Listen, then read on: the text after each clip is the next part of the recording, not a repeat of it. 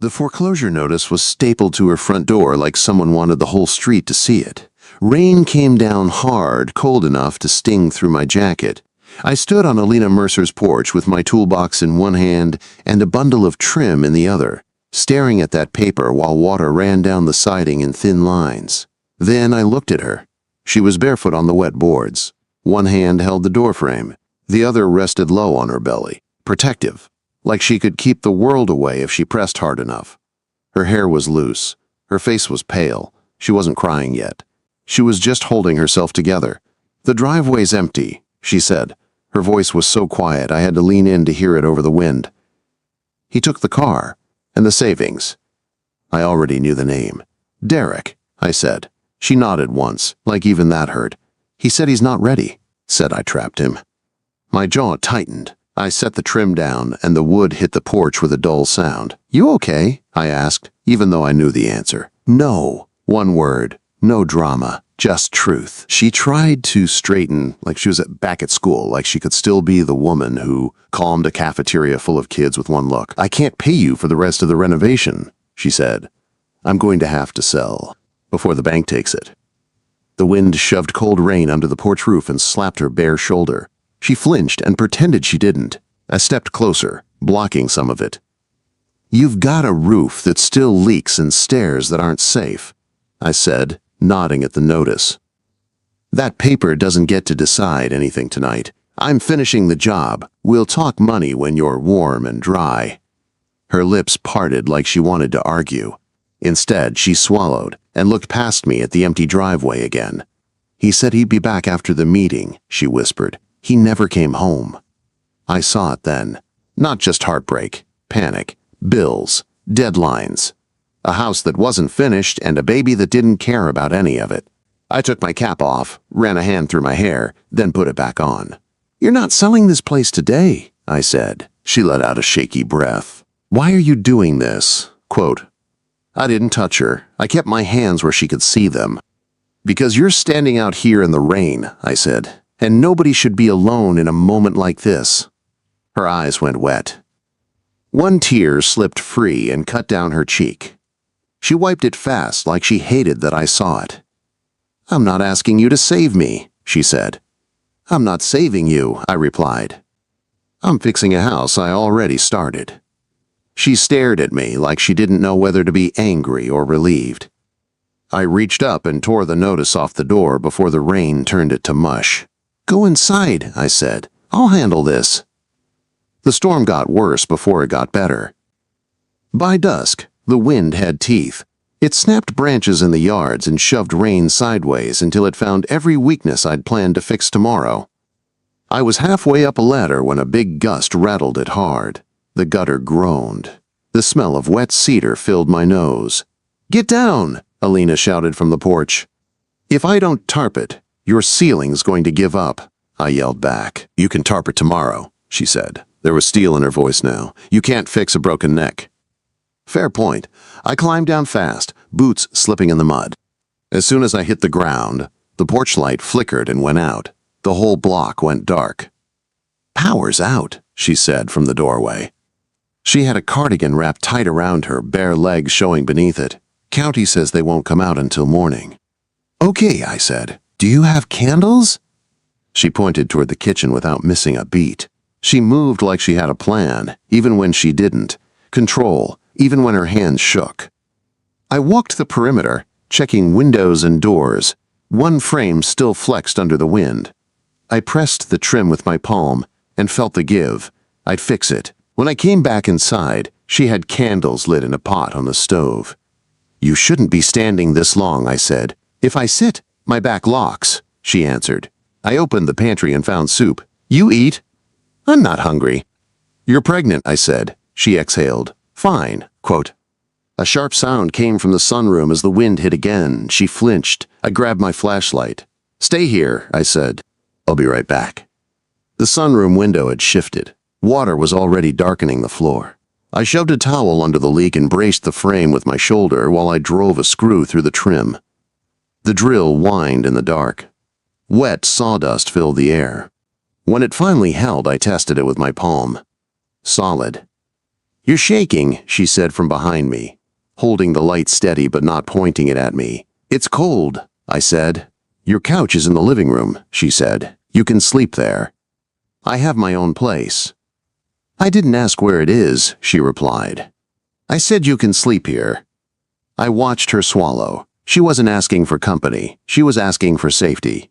"Okay," I said. Morning came gray and slow. The power clicked back on like a gift. Alina stood at the sink with a mug of coffee, hair piled messy, wearing an oversized sweater. I ate eggs at the counter and went back outside. Work fixed my head. When I came in, she was holding a clipboard. "I called the bank," she said. "They'll give me 10 days if I can show active renovation and a plan." I nodded. "Good." She hesitated. "I don't want to be a burden." "Then don't be," I said. "Be a teammate." Her throat moved. She nodded once. That afternoon, I carried lumber into the nursery. The walls were pale blue.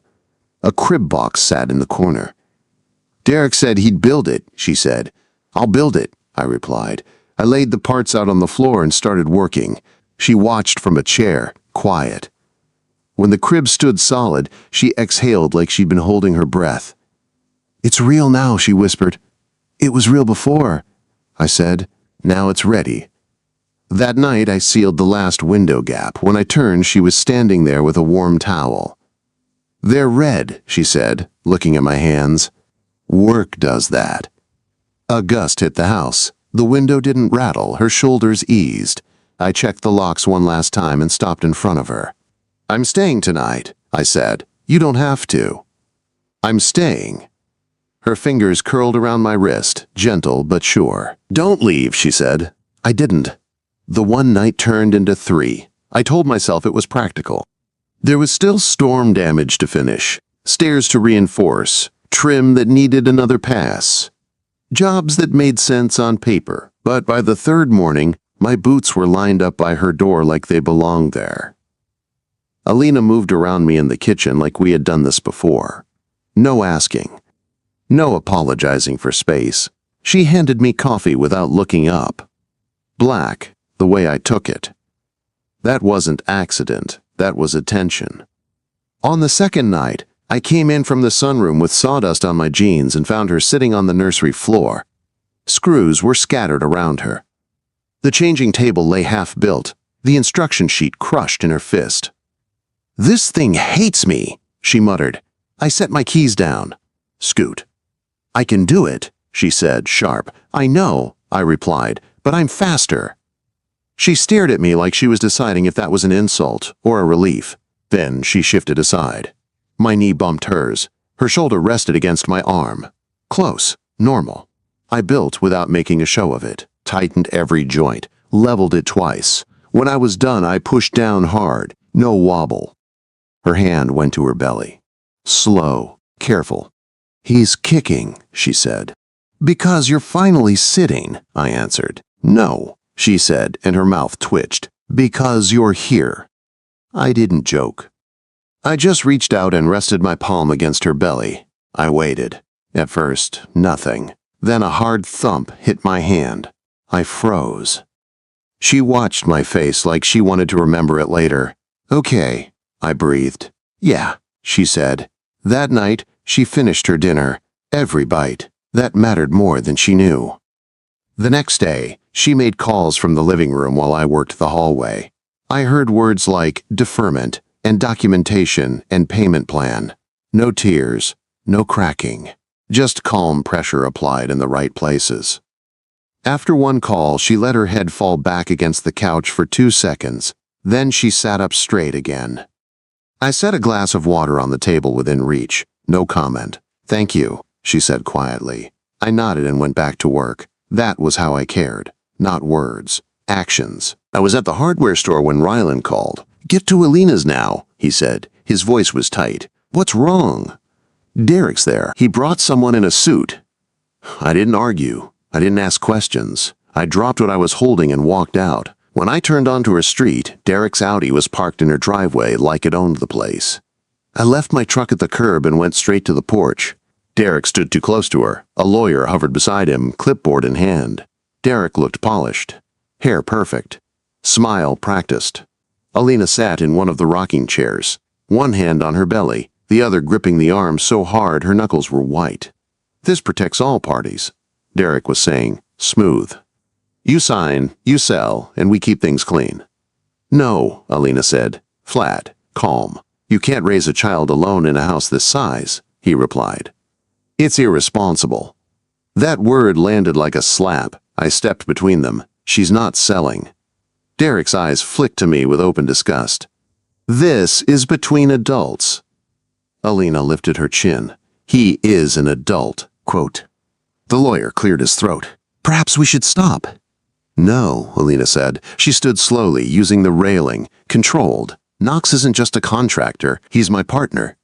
My pulse jumped. Derek blinked. "Excuse me?" "In this house," she continued, "and in my life."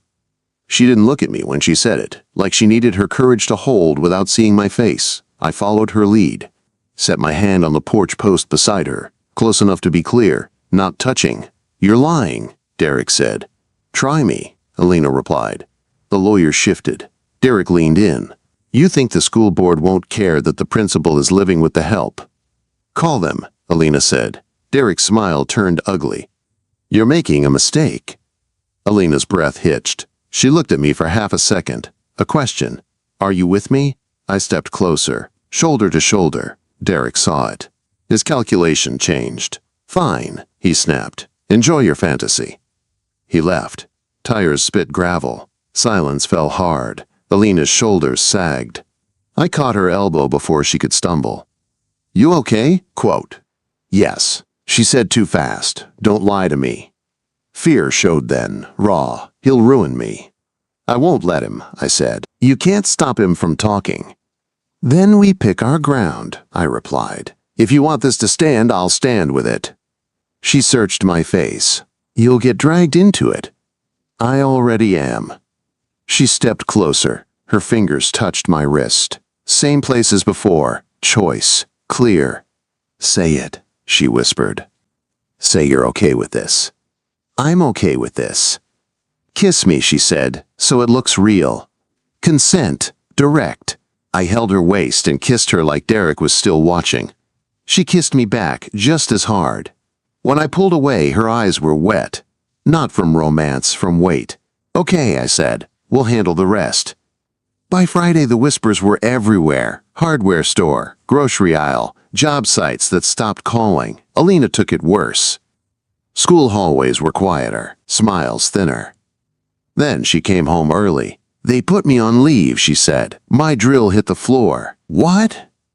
"Administrative," she corrected. 2 weeks before my due date." Quote. My chest went hot. "We fight it." She pressed her palm to my chest. "Stop." "Stop what?" "Stop trying to fix this with your body," she said. "You have a life outside this mess." "I chose this," I said. "You chose a week," she replied. "Not a lifetime of rumors." Her voice broke. "I'm scared you'll wake up and hate me." That hurt more than anything Derek had said. "Get out," she whispered. "Please." I saw it for what it was. Fear. A boundary. So I nodded, grabbed my jacket, left. I stayed away 3 days. Then, the storm came. The storm came in wrong. Late spring wasn't supposed to look like this. Snow slammed sideways like it had a point to prove. Wind erased the road. I sat in my truck with the heater blasting, staring at my phone, telling myself I was giving her space, telling myself I was doing the right thing. Then Ryland called. "Are you listening to the scanner?" he asked. "No." "Ambulance dispatch just got a call. Her address. Access blocked by a downed line." My chest went cold. I didn't think. I drove. The roads were slick. Visibility was trash. The wipers fought ice like they were losing. When I hit her street, a power line was down across the road, and a tree limb had snapped in her driveway. The ambulance lights flashed in the distance. Stuck. I threw the truck into park and grabbed my shovel. Wind tried to rip it out of my hands. I cleared what I could, fast. Then I ran the rest on foot, boots sinking into snow that shouldn't exist in May. Her front door was open. Alina's scream cut through the storm. I barreled inside and nearly slipped on the rug. She was on her knees in the living room. one hand gripping the couch, the other clawing at the carpet. Sweat soaked her hairline. Her face was twisted with pain and fear. "No," she gasped when she saw me. Shock, not rejection. "I'm here," I said. "I'm here." Another contraction folded her. I dropped beside her, one hand at her back, the other under her arm. "I can't," she sobbed. "I can't do this alone." "You're not alone," I said. "Not comfort. Fact." I met her eyes. "Breathe. In. Out. Slow." She tried. It broke. Panic flared. "Okay," I said, calm, on purpose. "We're doing this here. Ambulance can't get to you. I'm not moving you outside." Terror flashed in her eyes. "Listen to me," I said, firm. "You tell me what you need. You tell me when to stop. I do nothing without you saying so."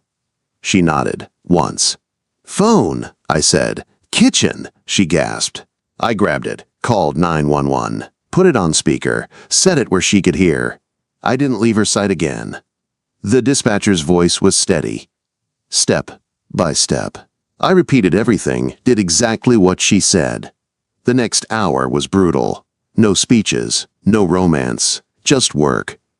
Her breathing, my hands. Towels. Hot water. Sweat and soap and the faint pine smell of the wood I'd cut in her hallway. The house shook. It held. When the baby crowned, Alina's eyes went wild. "No!" she pleaded. "I've got you," I said. "One more push. You're in control." She locked onto my voice, pushed with everything she had left. Then the room changed. A thin cry split the air. I wrapped the baby fast, hands steady even though my whole body shook. "A girl," I said, my voice rough. Alina's face collapsed into relief. "Give her to me."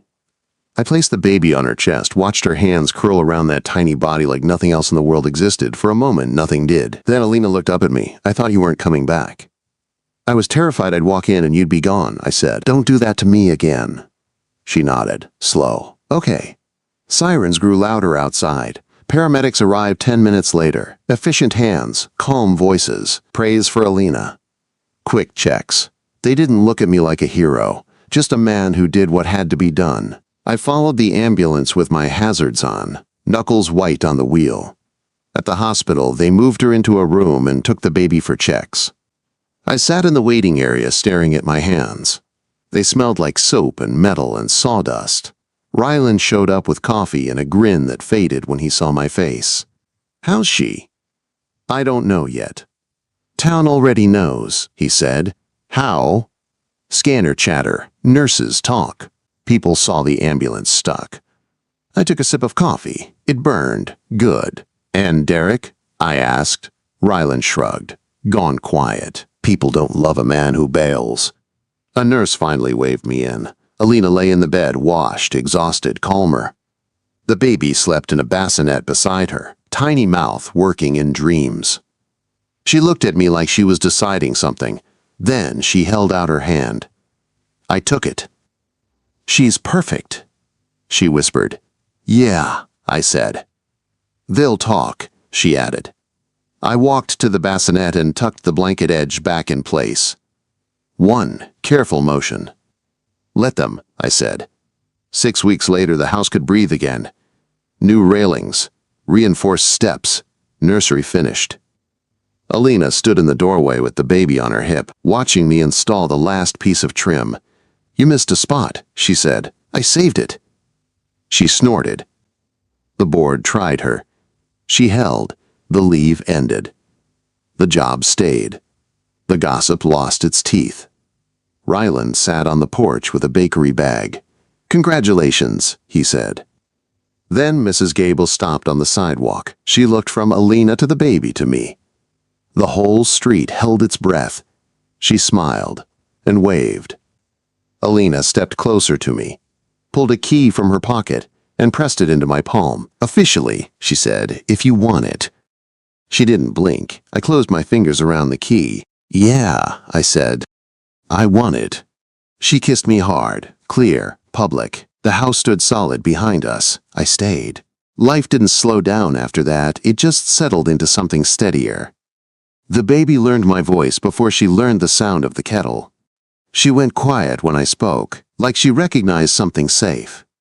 Alina noticed it first. She didn't comment.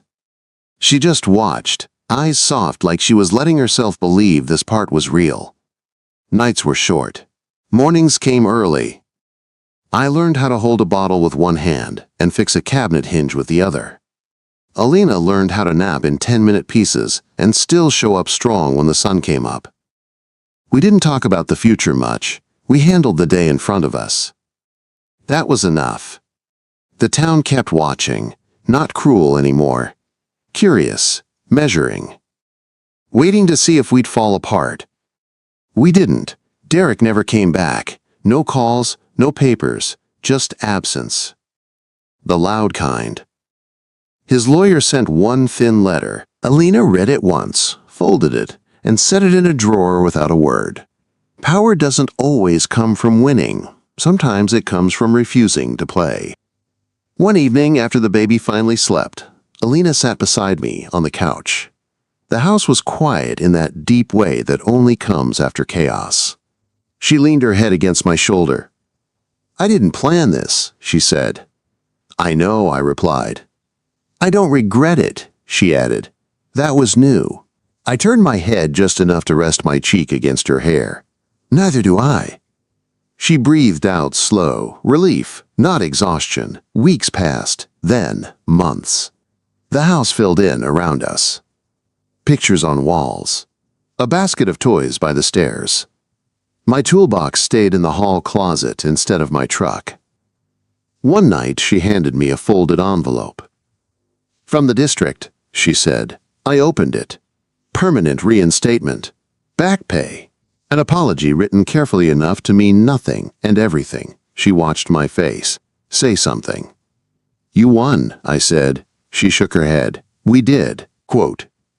That night, when the baby slept between us in her bassinet, Alina reached for my hand in the dark. No fear in it, no question. "I don't want to do life without you," she said quietly. I didn't answer right away, not because I didn't know, but because I wanted the words to land right. "I'm not going anywhere," I said. She squeezed my hand once. Enough. Spring came back the right way this time. Soft, green, honest. We stood on the porch one evening, watching the street settle into dusk. Mrs. Gable waved again. Someone down the block nodded at me like I belonged. Lena shifted the baby higher on her hip and leaned into my side.